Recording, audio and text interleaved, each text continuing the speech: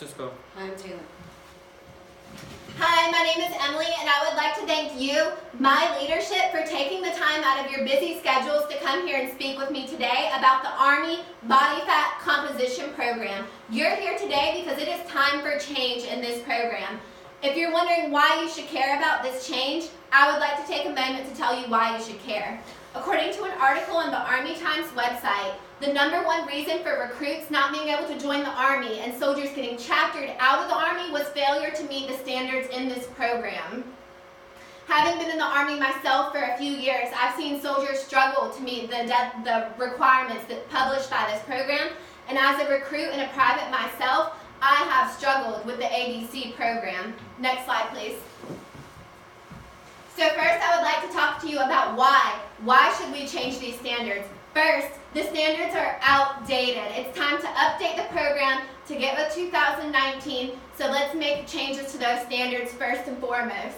Secondly, it's an unfair and inaccurate gauge of fitness.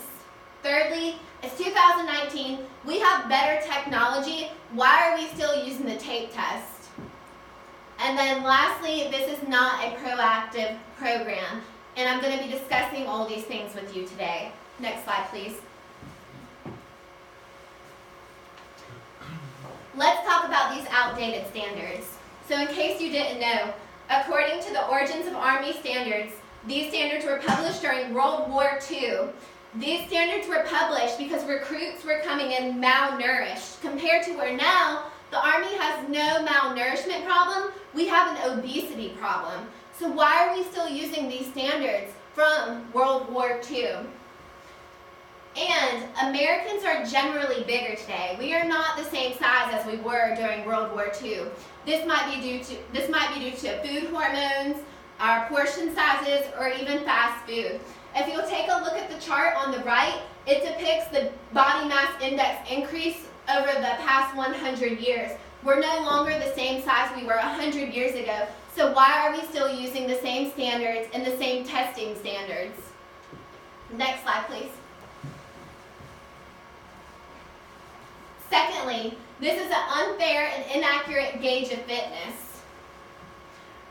According to an article published by the Military Times, top medicine researchers grade tape tests, the tape test that we use for the ABC program, at the very bottom of the barrel. That means that our top researchers in the United States are saying, hey, this test is inaccurate. It's the worst test you could possibly use to measure somebody's BMI.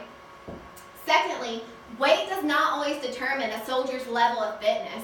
You have some soldiers, slim, trim, lean, fighting machines, but they can't pass their physical fitness test, but they're passing these ABC standards. It shouldn't be that way. We need to fix it. Secondly, soldiers are failing the tape test due to the amount of muscle they have on their body, not fat. So why are we punishing soldiers that have a lot of muscle mass compared to body fat? And then lastly, overweight soldiers are able to cheat this system. Next slide, please.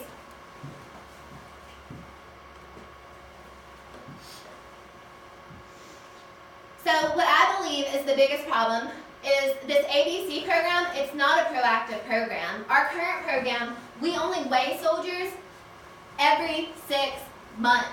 Every 6 months we say, hey, you're overweight, or hey, you're good to go. Why are we only doing this every 6 months? It's a problem. Secondly, this enables soldiers to be overweight. By the time they find out, it's too late. Thirdly, the current program does not teach dietary options. We cannot expect soldiers to maintain a level of body fat when we're not teaching them what to eat to maintain that. Next slide, please.